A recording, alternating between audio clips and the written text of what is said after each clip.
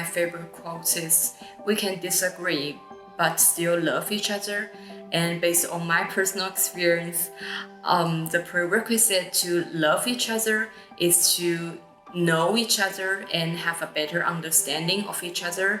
And here at King Hall, I would say that you can not only be friends with Americans here, but also be friends with foreigners as you, because my job was kind of busy, so I don't have much time to do research for the area, for the subjects I'm really interested in, such as privacy issue and data protection.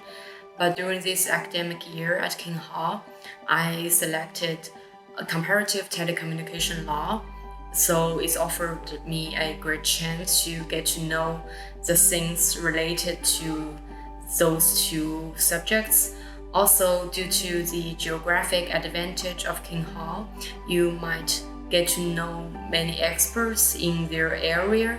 To the prospective student who may share the same experience, that it's perfectly okay, it's perfectly fair to feel like a bit anxious at the very first beginning, because it's a totally different thing. Don't forget to be gentle to yourself.